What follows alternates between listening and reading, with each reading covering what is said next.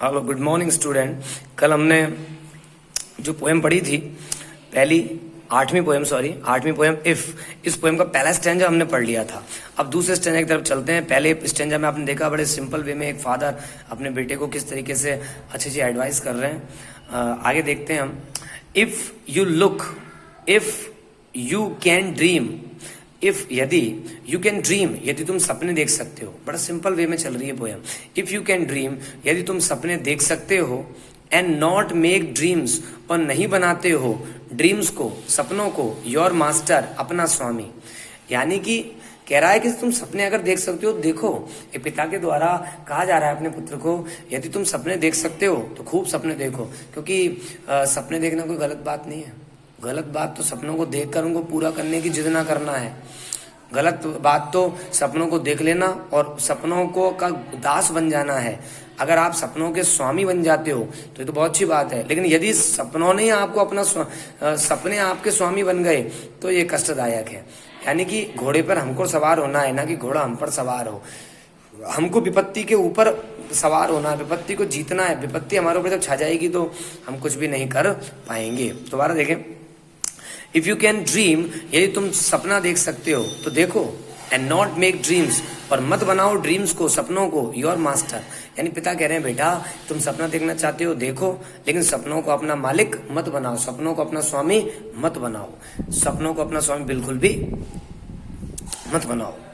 तुम केवल उन सपनों को अपना स्वामी न बनाकर उन सपनों के स्वामी बन जाओ, अर्थात उनके ऊपर आधिपत्य कर लो। उनके ऊपर जिस प्रकार एक राजा सेना लेकर के दूसरे राजा के ऊपर चढ़ाई कर बैठता है, उसी प्रकार से आप भी उन सपनों के ऊपर सवार हो जाओ, चढ़ाई कर दो एक तरीके से, उनका स्वामित्व धारण कर लो। दोबारा देखो। इफ यू कैन ड्रीम, यदि आप सपना देखना चाहते हो तो देख सकते हो, and not make dreams your master, लेकिन मत बनाओ सपनों को अपना स्वामी, लेकिन सपनों को अपना स्वामी मत बनाओ, बल्कि सपनों के स्वामी खुद बन जाओ। इफ यू कैन थिंक, यदि तुम बेटा सोच सकते हो, यदि तुम सोच सकते हो, if you have got a ability to think, यदि तुम सोच सकते हो, एंड नॉट मेक थॉट्स, लेकिन नहीं बनाते हो थॉट्स को, योर एम, अपना लक्ष्य। यहां बात को समझें। पिता कह रहे हैं पुत्र को, इफ यू कैन थिंक, यदि बेटा तुम्हारे अंदर पावर है, if you have got a ability to think, ये तुम्हारे अंदर क्षमता है सोचने की, तो सोचो। You are free to think, you are free to think, यानी सोचो, सोचने के लिए आप आजाद हो, आप सोच सकते हैं। एंड नॉट मेक, और नहीं बना, लेकिन अगर तुम नहीं बनाते हो थॉट्स को, अपने विचारों को, योर एम, अपना लक्ष्य, तो अच्छा है। इस तरीके की बात कह रहे हैं। दोबारा समझें। यानी आप सोच सकते हो तो सोचो, एंड नॉट मेक, लेकिन मत बनाओ थॉट्स को, विचारों को, योर एम, अपना लक्ष्य। यानी केवल सोचने का ही लक्ष्य मत बनाओ कि सोचते रहो, रोज नित्य नित्य नए नए विचार सोचने से कुछ नहीं होने वाला। जैसा कि आप जानते हैं हमारे यहाँ कहा जाता है, यदि ये कोई बैठा बैठा सोचता रहे पढ़ लूंगा लेकिन पढ़े नहीं, तो वो पढ़ेगा कैसे फिर। यदि कोई सोचे कि खाना बना लेंगे लेकिन बनाए नहीं, ना आटा गूंदे, ना गैस जलाए, ना रोटियों को लोया करके बेले और ना सेके, तो फिर कैसे रोटियां बनेगी? नहीं बनेगी। अर्थात सोचो ही नहीं। यानी ये एक किसी भी वर्क को लॉजिकल पॉइंट पे पहुंचाने का एक तरीका, बेसिक सा तरीका ये होता है पूरा करने का। पहले आप सोचें और उसको फिर करें, लेकिन आप सोचें और करें नहीं तो सोचने का कोई मतलब ही नहीं है फिर तो इसलिए पिता अपने पुत्र को कह रहे हैं, इफ यू कैन थिंक, यदि तुम सोच सकते हो, and not make thoughts your aim, और नहीं बनाते हो अपने विचारों को तुम्हारा लक्ष्य। यानी विचारों का लक्ष्य मत बनाओ कि 100 विचार आज कर लिए, 200 कल कर लूंगा, 300 विचार कर लूंगा। जैसे अभी लॉकडाउन चल रहा है और इस समय आप लोग घर पर स्टडी कर रहे हैं, तो ऐसा ना सोचें कि अब सरकार तो कोई प्रेशर है नहीं, अब हमको तो पढ़ना तो है ही नहीं, बल्कि इसको इस तरीके से लें यार कि कितना अच्छा समय है, स्कूल तो जाना ही नहीं है, केवल 2 घंटे या 3 घंटे हमको केवल घर पे पढ़ना है, और बिना स्कूल जाए हमारा कोर्स भी चल रहा है, तो अभी हम इतना कर लेते हैं। फिर जब ऑफलाइन क्लास चालू होगी, नॉर्मल वे में जब क्लास चालू होगी, तो हम सर के थ्रू कनेक्ट होकर के फिर दोबारा पढ़ लेंगे, अच्छे से पढ़ लेंगे। तो इस चीज को एक एडवांटेज के थ्रू लें, एक अच्छे से समझें। जिस प्रकार दुर्योधन ने भगवान श्री कृष्ण का सानिध्य ना पाकर उनकी चतुरंगणी सेना को मांग लिया था, और अर्जुन ने अपनी बुद्धि विवेक से कृष्ण भगवान की भव्यता, वैभवता और उनके परमात्मा के रूप को स्वीकार कर उन्हीं की मदद मांगी थी, तो इस प्रकार से देखिए, निर्णय दोनों ने किए, विचार दोनों ने किया, लेकिन कार्यों की परिणति कैसी हुई, अर्थात कार्य कैसे हुए। एक ने निर्णय किया सेना लेने का, एक ने निर्णय किया भगवान का सानिध्य पाने का। अंत में परिणाम क्या हुआ आप सब जानते हैं। दुर्योधन को मृत्यु प्राप्त हुई और अर्जुन उस युद्ध को, उस महाभारत के युद्ध को जीत करके इतिहास के पन्नों में अमर हो गए भगवान श्री कृष्ण के साथ साथ।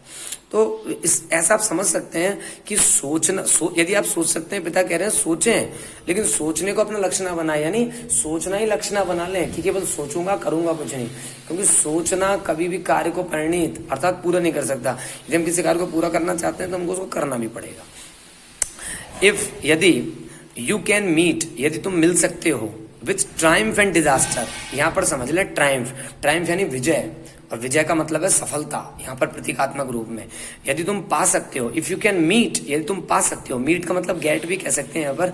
If you can get with, लेकिन विथ नहीं लगाएंगे फिर अगर गेट यूज करेंगे तो। If you can meet with, यदि तुम पा सकते हो ट्रायम्फ विजय अर्थात सफलता, एंड डिजास्टर अर्थात विपत्ति यानी असफलता, चाहे तुम्हें सफलता मिले चाहे असफलता मिले, एंड ट्रीट, और यदि तुम ट्रीट करते हो, संभालते हो उन दोज यानी व्यवहार करते हो, दोज टू इम्पोस्टर्स, इन दो धोखेबाजों के साथ। इम्पोस्टर्स चीटर या डिसीवर्स या धोखेबाज या फ्रॉड्स, इन दो के साथ यदि तुम समान व्यवहार करते हो, जस्ट द सेम, यानी जैसा तो आपने स्कूल में भी सुना होगा, चाहे आप किसी खेल में जीतें या हारें, समान व्यवहार करें। अर्थात अच्छा व्यक्ति वही है जो सभी परिस्थितियों में समान रहता है, सम रहता है, अर्थात विचलित नहीं होता। यदि आप विचलित हो जाते हैं परिस्थितियों से तो फिर क्या, जैसे कि भगवान श्री कृष्ण जब अर्जुन को महाभारत के युद्ध में ले जाते हैं तो अर्जुन अपने सगे संबंधी को देख करके विचलित हो जाते हैं, और इसी के कारण भगवान श्री कृष्ण को अर्जुन को गीता का महाज्ञान देना पड़ता है। हालांकि एक ये भगवान की लीला थी जो उन्होंने नर रूप में की थी, जिससे संसार को ज्ञान बांटा जा सके। लेकिन ये हमारे लिए एक माध्यम भी है समझने का कि चाहे हमें सफलता मिले चाहे असफलता, चाहे हम फेल हो या चाहे पास हो, चाहे कुछ भी हो हमारे जीवन में, चाहे कैसा भी समय अच्छा है या बुरा, जिस प्रकार अभी विपत्ति काल चल रहा है, कोरोना के संकट से हम जूझ रहे हैं, लेकिन ये विपत्ति हमारी प्रगति को बाधित नहीं कर सकती हमें, क्योंकि विपत्ति हमसे बड़ी नहीं है। हमारे अंदर जो ईश्वर परब्रह्म परमात्मा विराजमान है वो इस विपत्ति के ऊपर कहीं ना कहीं किसी न किसी तरीके से नियंत्रण कर ही लेंगे। तो हमें केवल एक जैसा व्यवहार रखना है अपना, जैसे पढ़ाई आप पहले कर रहे थे वैसे अब भी करते रहें, उसी प्रकार से यहाँ कहा जा रहा है if you can meet with triumph and disaster, यदि आप पा सकते हैं जय और पराजय, सफलता और असफलता, कुछ भी पाएं, एंड ट्रीट लेकिन व्यवहार करें, दोज टू इम्पोस्टर्स, इन दोनों धोखेबाजों से जस्ट द सेम, एक जैसा व्यवहार करें। धोखेबाज क्यों कहा गया है इसको आप समझें, ये तो बड़ा वैदिक ज्ञान लिए हुए बात है। ये आप ध्यान रखें, ये हमारा जो शरीर है, इस शरीर के साथ हमको कई बार सफलता मिलती है, कई बार असफलता, लेकिन ये सफलता असफलता कुछ भी नहीं है, केवल इस शरीर के रहने तक की व्यवस्था है, उसके बाद ये सब समाप्त हो जाती है। अर्थात मृत्यु के बाद ना तो कोई सफलता का महत्व है ना असफलता का महत्व है, केवल जब हम जीवित रहते हैं और जीवित रहते समय हमें कर्म करने हैं, वो कर्म में हमको ये दोनों ही मिलेंगे, और चाहे जीत मिले या हार मिले हमें इससे विचलित नहीं होना चाहिए, हमें एक जैसा व्यवहार करना चाहिए, अर्थात अपने आप को संतुलित रखना चाहिए। इफ यू कैन बेयर, यदि तुम सहन कर सकते हो, इफ यू कैन बेयर, यदि तुम सहन कर सकते हो, टू हेयर, सुनना, द ट्रुथ, सत्य। रूडयार्ड किपलिंग कह रहे हैं यहाँ पर, एक फादर के थ्रू कहलवा रहे हैं कि यदि पुत्र तुम सहन कर सकते हो, टू हेयर, सुनना, द ट्रुथ, सत्य। आपने सुना होगा सत्य बड़ा कड़वा होता है, और सत्य सुनने की शक्ति हर किसी में नहीं होती है। इफ यू कैन बेयर, यदि तुम सह सकते हो, to if you can bear, यदि तुम सह सकते हो, टू हेयर द ट्रुथ, यदि सत्य का सामना करने की शक्ति तुम्हारे अंदर है और तुम सत्य को सह सकते हो, तो यू हैव स्पोकन, तो तुम यू हैव स्पोकन, जो तुमको कहा गया है, जो तुम्हारे बारे में कहा जा चुका है। इफ यू कैन बेयर, यदि तुम सह सकते हो, टू हेयर, सुनना, द ट्रुथ, सत्य, यू हैव स्पोकन, जो तुम्हारे बारे में बोला गया है, ट्विस्टेड, मोड़ करके, बाय नेव्स, चतुर लोगों के द्वारा, धोखेबाज लोगों के द्वारा, नालायक लोगों के द्वारा, नीच लोगों के द्वारा, टू मेक ए ट्रैप, एक जाल बनाने के लिए, फॉर फूल्स, मूर्खों के लिए, यानी मूर्खों को फंसाने के लिए दूसरे लोग जो कुछ कह देते हैं, ऐसा यदि तुम्हारे बारे में कुछ कह दे, या कोई असत्य सत्य सत्य कहे तो सत्य को यदि सहने की क्षमता है, अर्थात तुम जैसे हो यदि तुम्हारे बारे में कुछ ऐसा ही कड़वा सत्य कह दिया जाए तो तुम्हें उसमें सहने की शक्ति होनी चाहिए। दोबारा देखें इस 2 लाइन को।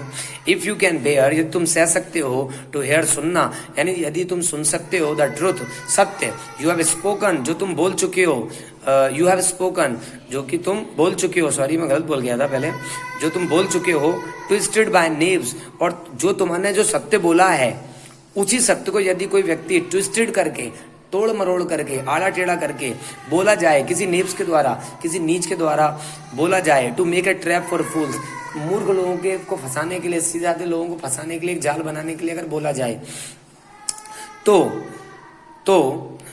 तुम ये क्या इसको सह सकते हो? यदि आपके द्वारा कही गई बात को कोई तोड़ मरोड़ करके पेश करे और गलत अर्थों में प्रस्तुत करे तो क्या आप सह सकते हो? जैसा कि आप जानते हो ऐसा कोई नहीं सह सकता। यदि कोई व्यक्ति चोर है तो वो चोरी के अपराध को स्वीकार कर लेता है, अंततो गत्वा, अंत में स्वीकार कर लेता है। लेकिन यदि कोई बड़ा ईमानदारी से कार्य करता है, जैसा भी आपने सुना होगा, एक पुलिस अधिकारी थे विष्णुदत्त, जो कि एक जोधपुर की तरफ की कहीं की घटना, राजगढ़ की घटना है, अलवर की तरफ की, या वो ठीक से ध्यान नहीं आ रहा है, इस तरफ कहीं राजस्थान की। तो वहाँ जो घटना घटी, वहाँ को इतने अच्छे ऑफिसर थे वो कि उनको कोई पॉलिटिकल प्रेशर जब ऊपर से आया राजनीतिक नेताओं लोगों का, तो उन्होंने अपना सुसाइड कर लिया। तो देखिए आप, इस तरीके का होता है जब एक ईमानदार व्यक्ति को जब कुछ ऐसा कहा जाता है तो उसको इतना हर्ट होता है, इतनी चोट पहुंचती है। और एक नीच व्यक्ति को जब कुछ कहा जाता है तो उससे कोई फर्क नहीं पड़ता इन चीजों से। तो ये ध्यान रखें, इस चीज को समझ लें अच्छे तरीके से कि हमको क्या करना है कि भाई हमारे द्वारा यदि कोई सत्य कहा गया है और यदि किसी ने उसको टेढ़ मरोड़ करके पेश किया है, थोड़ा मरोड़ करके, तो हमको उसको सहने की शक्ति हमारे अंदर होनी चाहिए। और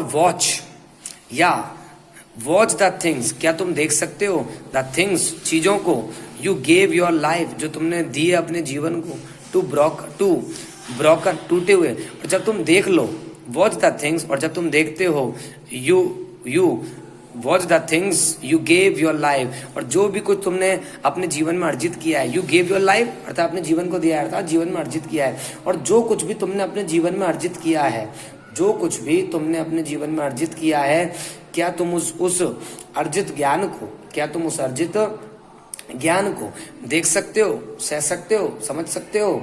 यदि अगर आप ऐसा कर सकते हो, टू ब्रोकन, वो अगर वो छिन जाए, टू ब्रोकन मतलब टूट जाए, तितर बितर हो जाए, खो जाए, अगर तुम ऐसा सह सकते हो, and stoop and build them, और यदि तुम झुक सकते हो वापस, मतलब गया तो गया और वापस झुक सकते हो, एंड बिल्ड और बना सकते हो, देम उनको, अब विद वॉर्न आउट टूल्स, और क्या फिर तुम वॉर्न आउट टूल्स के माध्यम से, वॉर्न आउट टूल्स आपन ने पढ़ा था, एक फ्रेज दिया है इसके अंदर, वॉर्न आउट टूल्स। और वॉर्न आउट टूल्स का मतलब इस पोएम के अंदर रखा गया है, ये देखिए यहाँ पर, डैमेज्ड वैसे है घिसे पटे, लेकिन यहाँ पर है दृढ़ निश्चय व कठिन परिश्रम।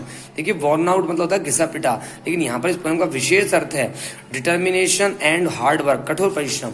यानी कि यदि मान लीजिए आपके जीवन में सब कुछ छिन जाता है, कुछ भी नहीं बचता है आपके पास, तो क्या आप इतनी शक्ति रखते हो कि जो आपका छिन गया है उसको वापस फिर दोबारा से किसी भी तरीके से मेहनत करके वापस उसको जागृत कर सकते हो, कमा सकते हो?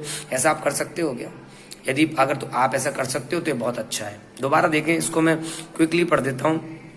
पिता अपने पुत्र को कह रहे हैं, इफ यू कैन ड्रीम, यदि तुम सपना देख सकते हो, not make dreams your master, और अगर तुम सपना देखना चाहते हो सपना देखो, लेकिन अपने सपनों को अपना स्वामी मत बनाओ, बल्कि उनके स्वामी स्वयं बन जाओ। इफ यू कैन थिंक, यदि तुम सोच सकते हो तो सोचो, लेकिन and not make thoughts your aim, लेकिन अपने विचारों को अपना लक्ष्य मत बनाओ। विचारों को अपना लक्ष्य मत बनाओ का मतलब खूब सोचो, और उनको सोचे हुए विचारों को परिणित करो, अर्थात लॉजिकल पॉइंट ले जाओ, पूरा करने की सोचो, जो सोचते हो उसको पूरा करो, यानी उनको सोच सोच के धर लो। If you can meet with triumph and disaster, चाहे आपको जय मिले चाहे पराजय, and treat those two impostors, लेकिन आपको व्यवहार करना है इन दोनों धोखेबाजों से जस्ट द सेम, एक समान व्यवहार करना है। यानी चाहे आपकी परिस्थितियां आपके सम हो या विषम हो, आपके अनुकूल है प्रतिकूल हो, आपको हमेशा सम्यक रहना है। सम्यक का मतलब होता है तटस्थ, यानी कि न्यूट्रल, इंग्लिश में कहते हैं न्यूट्रल। जिस प्रकार इंडिया पाकिस्तान का भी मैच होता है तो इंडिया की टीम पाकिस्तान नहीं जाती, पाकिस्तान की टीम इंडिया नहीं आती, हालांकि वो तो आना चाहते हैं लेकिन हम लोग बुलाते नहीं उनको। तो जब ऐसा होता है तो कभी कभी हमारे क्रिकेट बोर्ड जो होते हैं वो डिसाइड करते हैं कि ना तो हम आपके देश आएंगे पाकिस्तान, ना आप हमारे देश इंडिया आओ, हम तीसरी जगह खेल लेते हैं। तो उसको न्यूट्रल वेन्यू कहते हैं। वेन्यू यानी स्थान, और न्यूट्रल यानी तटस्थ, ना कि इसका मतलब ना तो तुम्हारा ना हमारा।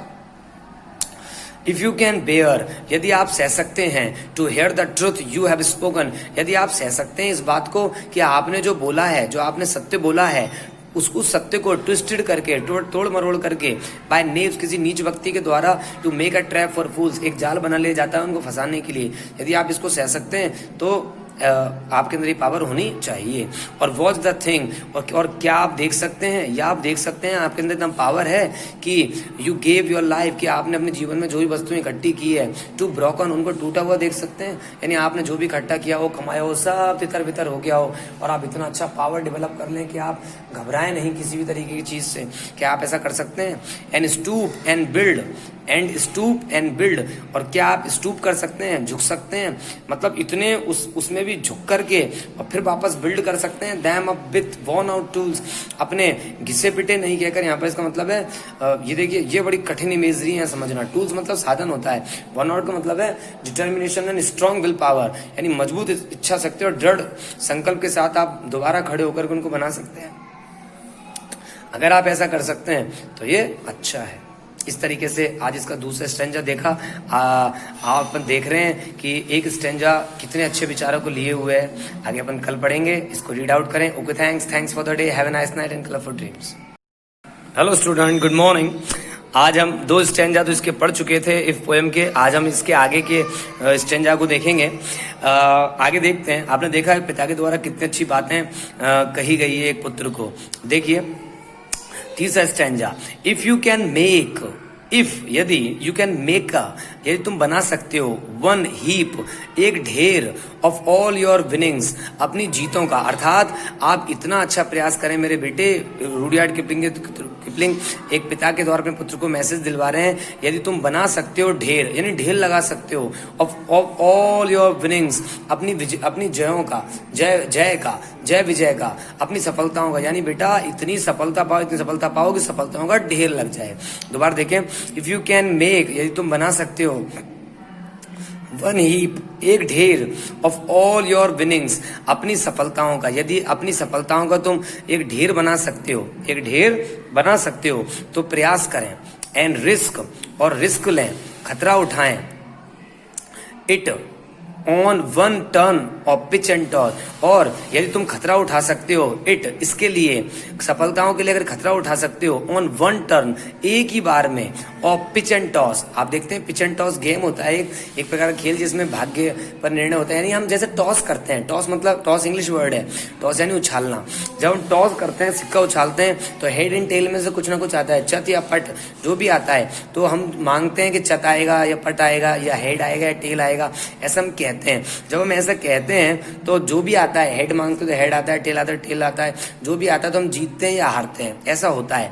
यानी अब उसमें हम जीत भी सकते हैं और हार भी सकते हैं। इसी प्रकार से जीवन में सफलता पाने के लिए हमको रिस्क तो लेनी ही पड़ती है। यदि एक व्यापारी व्यापार में पैसा लगाने से पहले सोचे कि मैं तो असफल हो जाऊंगा, नुकसान हो जाएगा, तो पैसा लगाएगा ही नहीं, और लगाएगा नहीं तो एक तो बात पक्की है कि उसको असफलता नहीं मिलेगी, लेकिन ये बात भी पक्की है कि उसको सफलता भी नहीं मिलेगी, क्योंकि पैसा लगाएगा नहीं तो उसका रोजगार नहीं होगा, रोजगार नहीं होगा तो नुकसान तो नहीं होगा, लेकिन फायदा भी नहीं होगा, उसका व्यवसाय नहीं चल पाएगा। तो इसी प्रकार इफ यू कैन, आपने 10वीं में पोएम भी पढ़ी थी, रिस्क उसी से टच होती है, लाइन है ये, उसी को टच करती है ये बात यहाँ पर।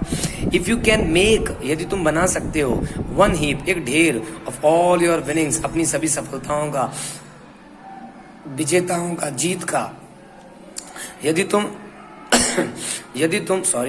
If you can make one heap, यदि आप बना सकते हैं एक ढेर, ऑफ ऑल योर विनिंग्स, अपनी सभी सफलताओं का, यानी आप इतनी सफलता पाएं कि एक ढेर लग जाए आपकी सफलताओं का।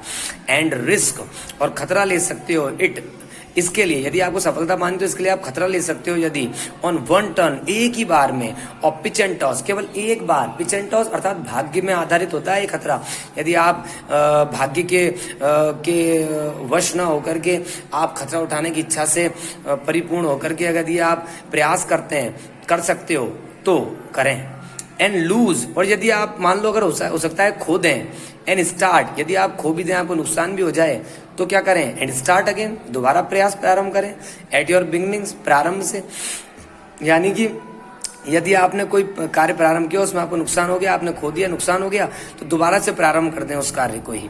एंड नेवर ब्रीथ, और यदि आपको कितना ही नुकसान हो जाए, ये इसको नोट करें, इसको आप नोट करें और बहुत अच्छे तरीके से पढ़ें।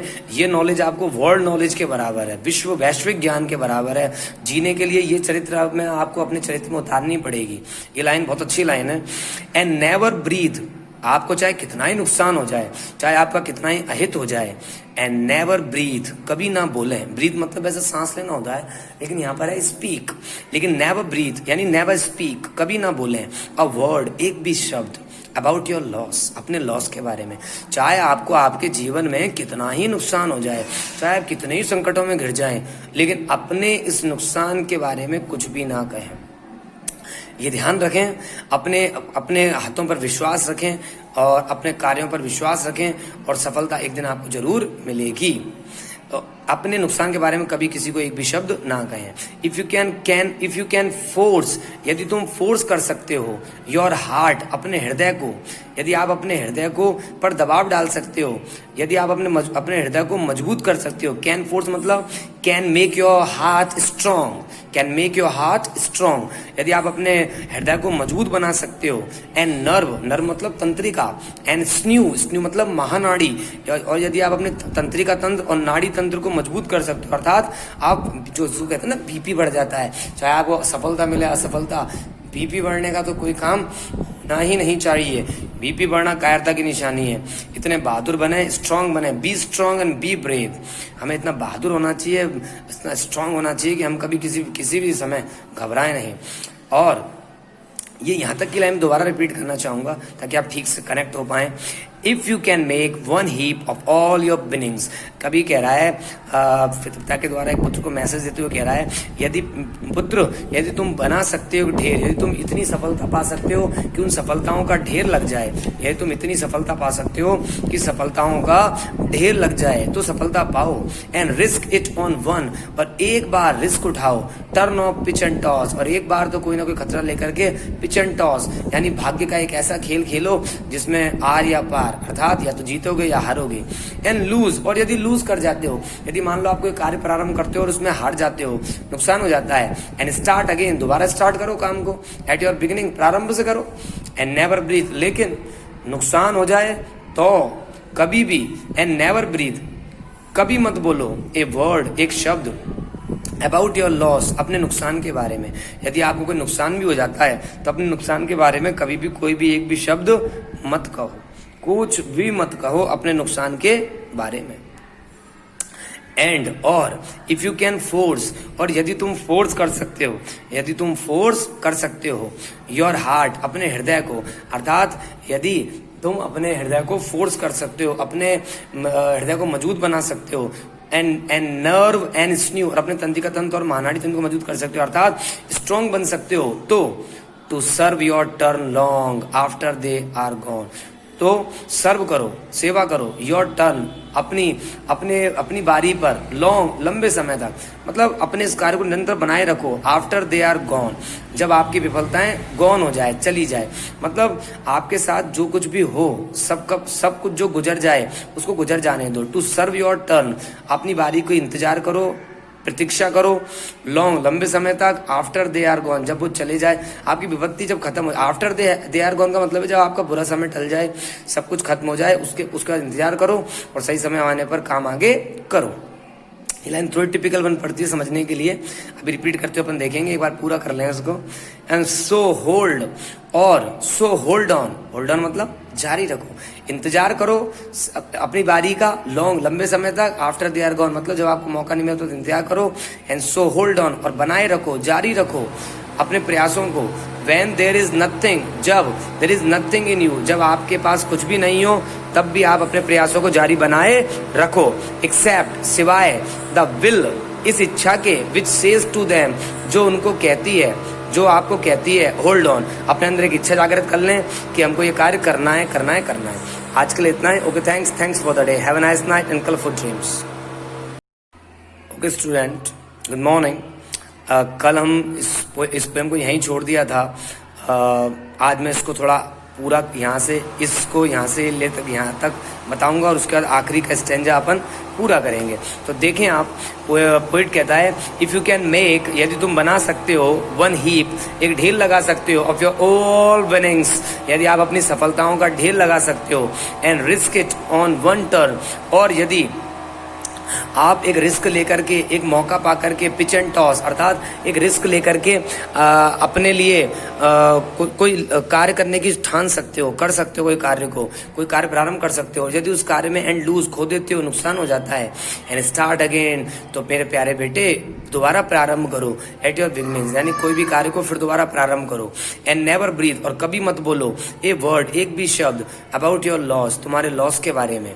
If you can force your heart, है तुम अपने हृदय को मजबूत बना सकते हो, एंड नर्व एंड स्न्यू, और अपने तंत्रिका तंत्र और महानड़ी तंत्र को मजबूत कर सकते हो। तो to serve your turn long, तो अपनी बारी जब आए तुम्हारी बारी, तो उसको लंबे समय तक उस अपने कार्य को पूरी तरीके से करो। आफ्टर दे आर गॉन, जब आपका बुरा समय गुजर जाए, अच्छे समय आने पर अपने जो भी अवसर आपको प्राप्त हो, उस पर लंबे समय तक प्रयास करो। एंड सो होल्ड ऑन, और इस प्रकार से जारी रखो। When there is nothing in you, जब आपके पास कुछ नहीं है, तो भी आप जारी रखो अपने काम को, लगातार प्रयास करते रहो। एक्सेप्ट, सिवाय द विल, आपके पास जब कुछ भी नहीं बचे, लेकिन तब उस समय भी एक चीज तो बचनी चाहिए, और वो है विल। विल मतलब इच्छा, desire, power to do something, यानी कुछ ना कुछ करने की इच्छा, कुछ कर गुजरने की इच्छा। विच सेज टू देम, जो कि कहती है हमसे, और आप जानते हैं हमारी अंतरात्मा हमको हमेशा कहती है होल्ड ऑन, लगातार लगे रहो, जारी रहो, इस तरीके कहती है। आगे चलते हैं, आखिरी स्टेंजा आ रहा है इसका। If you can talk with crowds, बहुत अच्छा स्टेंजा है ये, बहुत ब्यूटीफुल स्टेंजा है जो पोइट रुडयार्ड किपलिंग ने यहाँ पर दिया है। रुडयार्ड किपलिंग यहाँ कहते हैं, फादर के थ्रू अपने सन को मैसेज दिलवा रहे हैं। इफ यू कैन टॉक, यदि तुम बात कर सकते हो, विथ क्राउड्स, लोगों से, यदि तुम लोगों से बात कर सकते, क्राउड्स मतलब common people, simple man, ordinary people, यानी if you can talk with crowds, यदि तुम बात कर सकते हो लोगों के साथ, एंड कीप योर वर्च्यू, और यदि अपने गुणों को बरकरार रख सकते हो तो रखो। इसका मतलब है कि व्यक्ति को साधारण लोगों से बात करनी चाहिए, लेकिन अपने गुणों को बरकरार रखना चाहिए। जिस प्रकार कमल कीचड़ में खिल करके भी अपनी खुशबू को, अपनी सुगंध को और अपनी आभा को सब तरफ बिखेरता है, लेकिन कीचड़ गुणों को कभी वो अपने ऊपर आक्षेपित नहीं करता, अपने ऊपर कभी नहीं चढ़ाता है। उसी प्रकार हमको, चाहे हम कैसे भी रहें, चाहे हम कितने उच्च क्यों ना हो जाए, हमें सामान्य लोगों से भी व्यवहार रखना चाहिए, और हम चाहे कितने निम्न क्यों ना हो, हमें उच्च लोगों की तरफ भी देखना चाहिए। तो यानी कि हमें सम रहना चाहिए, सम्यक रहना चाहिए। दोबारा देखें, if you can talk with crowds, यदि आप बात कर सकते हैं साधारण लोगों के साथ तो करें। एंड कीप योर वर्च्यू, और अपने वर्च्यू यानी गुणों को बनाए रखें, अपने टैलेंट को बनाए रखें, अपने गुणों को नष्ट ना होने दें।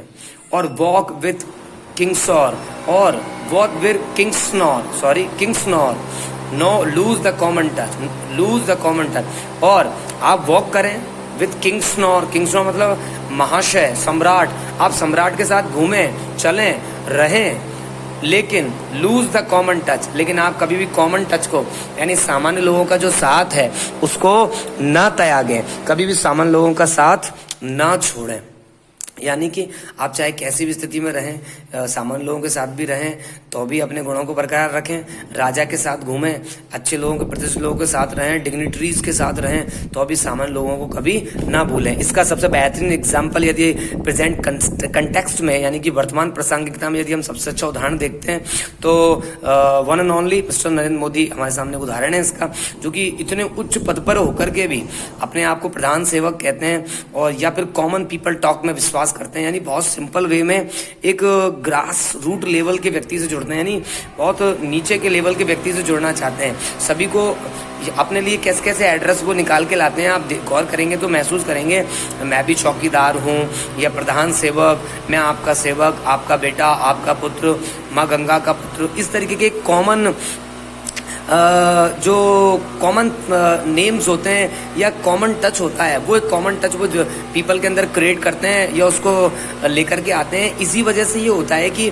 उनसे सब लोग जुड़ना चाहते हैं। आप समझिए 71 साल की और 70 साल की उम्र होने के बावजूद भी आज वो कितनी फेमस पर्सनैलिटी हैं। तो इसका कारण ये रहता है क्योंकि उनका जो वे ऑफ स्टैंडर्ड है, लिविंग स्टैंडर्ड जो है, उसमें उन्होंने बहुत अच्छे तरीके से पीपल से टॉक किस तरीके से की जाए उसको मेंटेन कर रखा है, उसका कारण रहता है। तो हमें यहाँ तो ये समझना है, if you can talk with crowds, चाहे हम साधारण लोगों से बात करें, लेकिन हमको कीप योर वर्च्यू, अपने गुणों को बरकरार रखना है। अर्थात बुरे लोगों की संगति में हमें हमारे जो गुण होते हैं उनको बेकार नहीं करना है।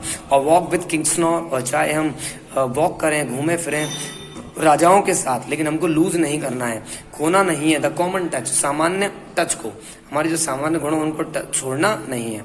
If neither foes nor loving friends, if neither foes, यदि ना तो दुश्मन नॉर लविंग फ्रेंड्स, और ना ही हमारे मित्र, जो हमारे प्रिय मित्र हैं, कैन हर्ट यू। अगर इफ नाइदर फोज, अगर ऐसा करेंगे ना तो ना तो हमारे दुश्मन नौर प्यारे मित्र कैन हर्ट यू, कभी तुमको नुकसान नहीं पहुंचा सकते। अगर पुत्र से पिता कह रहे हैं बेटा यदि तुम ऐसा व्यवहार करते हो तो ना तो तुम्हारे शत्रु तुम्हें नुकसान पहुंचा पाएंगे, फोज इंग्लिश में बोले तो एनिमीज, ये भी सिमिलर है उसका।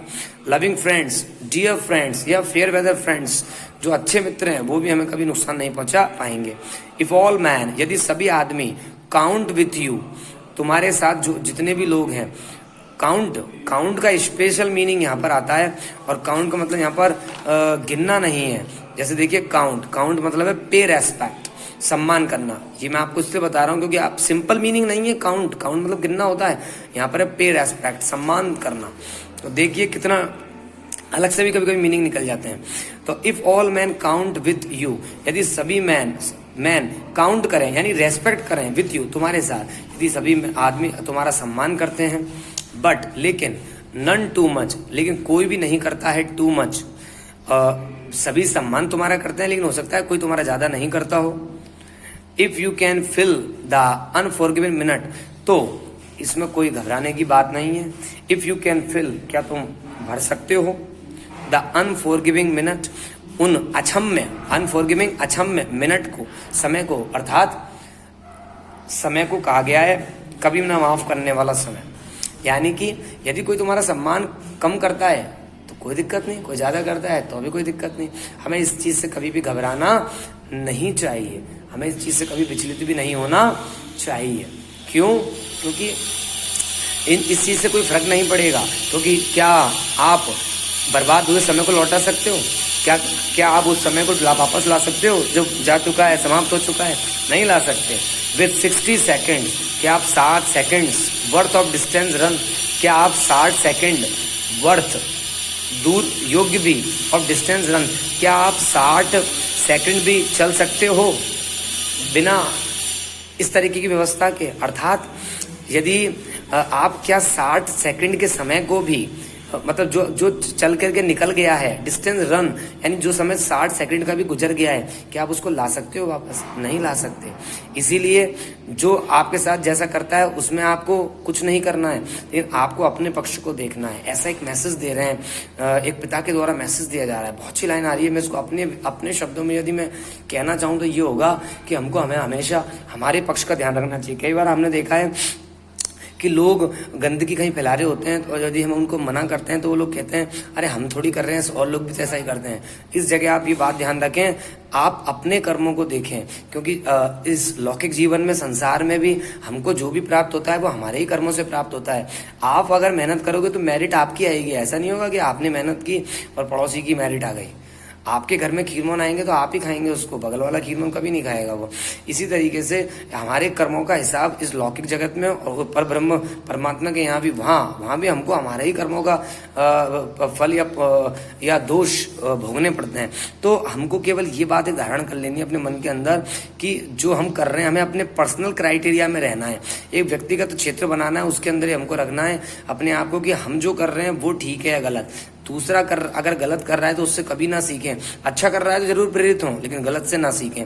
जिस प्रकार से यदि आपको कुछ अच्छा प्राप्त होता है तो ईश्वर को धन्यवाद दें, लेकिन कुछ बुरा प्राप्त होता है तो अपने दोषों का फल मानकर उनको स्वीकार करें। इस प्रकार की नीति से हमें एक अच्छे चरित्र के साथ जीना चाहिए। आगे देखें आप, ये पोएम अभी की 2 लाइन और बचती है, वो मैं आपको और पढ़ा देता हूँ। योर्स इज द अर्थ, ये बहुत बेहतरीन लाइन है इस पोएम की, बहुत बेहतरीन। योर्स इज द अर्थ, जैसे कहा जाता है ना, जैसे देखिए कुछ लोग नास्तिक लोग होते हैं, वो ईश्वर की भगवान की मूर्ति को पत्थर कहते हैं। बिल्कुल सही, पत्थर ही है। वैसे भी भगवान की जो मूर्ति है वो तो भाव है उसमें, अगर ईश्वर के हैं तो ईश्वर उसमें है, अदरवाइज तो पत्थर की है। इसी प्रकार यदि हम गंगा जी जाते हैं तो गंगा जी में भी क्या है, जल तो वही है, जैसा यहाँ पर है वैसा ही। लेकिन हमारा ये पौराणिक व्यवस्था है कि वो गंगा है और वो पवित्र नदी है, देव नदी है, ब्रह्मलोक से अवतरित हुई है, और हम भी उसको मान लेते हैं कि भाई गंगा है और पवित्र है। लेकिन यदि कोई नहीं मानता है तो उसके लिए तो जल ही है, और कोई मानता है तो वो गंगा है। यानी मान लेने पर ही कितना भेद हो जाता है। एक स्त्री किसी की माँ हो सकती है, किसी की पुत्री हो सकती है, किसी की बहन हो सकती है, किसी की पत्नी हो सकती है, और किसी के लिए वो एक परा स्त्री भी हो सकती है। और 5 व्यवस्थाओं में व्यक्तिगत दृष्टिकोण अलग अलग हो सकता है। तो इसीलिए हमारी दृष्टि, यानी कि किसी शायर ने बहुत सी लाइन कही है कि चीजें तो सब खूबसूरत है, लेकिन तो देखने वालों की नजरों में खूबसूरती चाहिए। अर्थात हम किस तरीके से किस चीज को देखते हैं, वो चीज सबसे ज्यादा मैटर करती है। इसीलिए कवि ने यहां पर कहा है, रुडयार्ड किपलिंग ने, yours is the earth, yours तुम्हारी है, द अर्थ पृथ्वी, ये पृथ्वी तुम्हारी है, in everything that's in it, और इसके अंदर जो कुछ है वो भी तुम्हारा है। And which is more you will be a man my son, and which is more, और सबसे बड़ी बात जो है ना, you will be a man my son, मेरे बेटे अगर तुम ऐसा मान लोगे, कैसा मान लोगे कि ये पूरी पृथ्वी तुम्हारी है और इसके अंदर जो कुछ भी वो तुम्हारा है, हमें पूरी पृथ्वी का ध्यान रखना है, इसकी सब वस्तुओं का ध्यान रखना है। ऐसा यदि तुम मान लोगे तो तुम एक मैन बन जाओगे। Man means ideal man. देखिए इस पेज पर नीचे नीचे लिखा गया है man, man means ideal man, यानी आदर्श मनुष्य। यदि अगर आप सच्चरित्र और अच्छे चरित्र के साथ जीवन जिएंगे तो आप एक अच्छे पुत्र बन पाएंगे, एक अच्छा जीवन धारण कर पाएंगे। इस तरीके से ये पोएम यहाँ पर खत्म होती है। लेकिन एक बार मैं आपको इसका जो पैराफ्रेज है वो रिवाइज करा देता हूँ। लास्ट वाला पैराग्राफ बहुत अच्छा पैराफ्रेज है ये, सॉरी पैराफ्रेज नहीं, stanza. If you can talk with crowds, यदि आप बात कर सकते हैं लोगों के साथ, सामान्य लोगों के साथ, तो बात करें। एंड कीप योर वर्च्यूज, लेकिन अपने गुणों को बरकरार रखें। और वॉक विद किंग्स नॉर, और राजा के साथ घूमें, लेकिन लूज द कॉमन टच, लेकिन कॉमन टच को ना छोड़ें। If neither foes nor living friend can hurt you, और यदि ऐसा आप जीवन जीते हैं तो ना तो आपका मित्र या शत्रु कष्ट पहुंचा सकता है। If all man count with you, यदि all man count with you, यदि सभी व्यक्ति तुम्हें सम्मान देते हैं, बट नन टू मच, लेकिन कोई ज्यादा सम्मान नहीं देता है, तो कोई घबराने की बात नहीं है। If you can fill the unforgiving minute, यदि आप गुजरे हुए समय को वापस ला सकते हैं। With 60 seconds worth of distance run, यदि जो 60 सेकंड का समय भी गुजर गया है, यदि आप उसको वापस ला सकते हैं तो आप सम्मान भी पा सकते हैं। इसलिए घबराने की कोई बात नहीं है और आगे बढ़ें बी कॉन्फिडेंट होकर के। योर्स इज द अर्थ, पृथ्वी तुम्हारी है, and everything that's in it, और जो इसके अंदर है वो सब कुछ तुम्हारा है। And which is more you will be a man my son, और ये सब कुछ तुम्हारा है, सब कुछ तुम्हारा है। ये तुम ऐसा जीवन जियोगे तो ये सब कुछ तुम्हारा होगा और तुम एक अच्छे आदर्श व्यक्ति होंगे। इस तरीके से पोएम पूरी होती है। कल हम इसका पैराफ्रेज एक बार दोबारा से पढ़ेंगे, उसके बाद इसके प्रश्नोत्तर की तरफ मैं आपको ले चलूंगा। आज के लिए इतना ही। Okay, thanks for the day, have a nice night, colourful dreams.